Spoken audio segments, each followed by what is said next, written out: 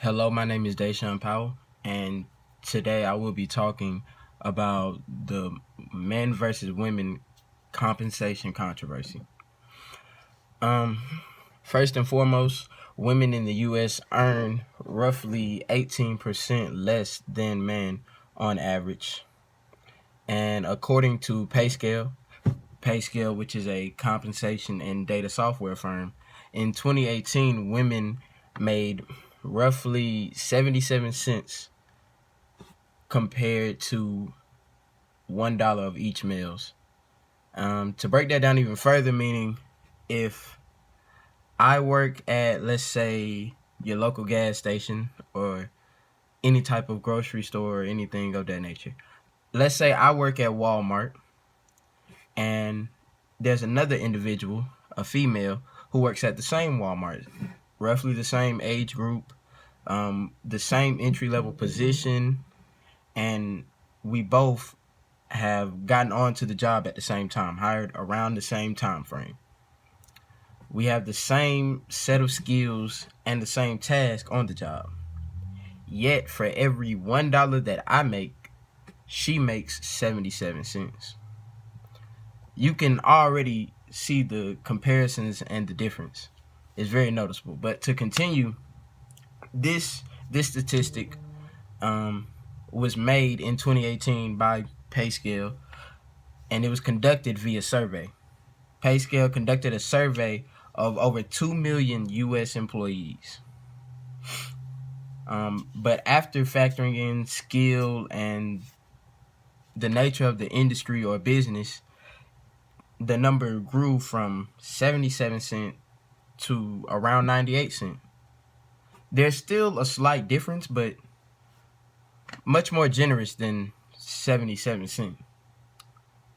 It was also found out that men are more likely to be promoted to senior level position or any other higher up position, let's say vice president or things of that nature. And after having discussions with not most, but some firms, PayScale came to the conclusion that one of the various reasons, not the main reason, but one of many reasons, was due to leave of absence. We all know that in certain jobs it's okay for you to leave, and we all know that in some circumstances, women in particular have to leave due to things of different natures. For one, let's say pregnancy. All right, during that leave that company offers you, women are estimated to be out for the better part of a year. In some cases, roughly 6 months to a year. There's different fluctuations, but the point being that it is an extended period of time. And once they return, their pay is around 7% less than other average employees that they started with. Men are more likely to be there. To be exact, men are 70% more likely to be in executive positions over women, and 142% more likely to be in vice president roles over women, due to that being one reason. A company by the name of MenCare had a solution to this problem. The solution being the paternity and maternity leave situation, where on average men would get 22 days of excused leave after the birth of a new child, whereas women would get 41 days.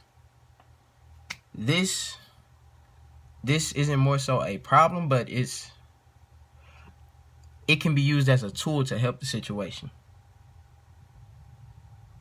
To break that down, MenCare, their organization, is founded and strives around the belief that men should be men. Men, the male race, are just as strong and capable of doing maternal things and should be put into those roles.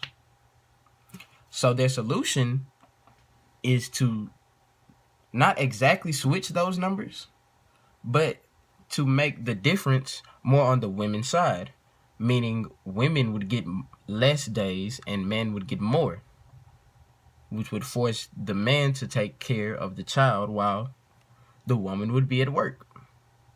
They see this as a helpful tool to project women forward from that time that they were off, well, they may or may not have been off due to pregnancy. Now, once the baby is born, they can get back into their job. They can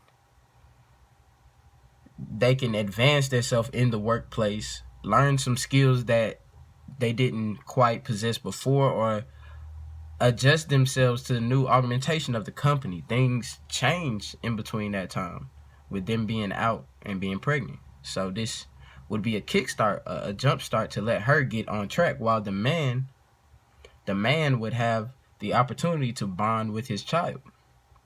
Because in some cases, during this 2 million U.S. employee survey, they found out that in some cases men do not take the leave at all.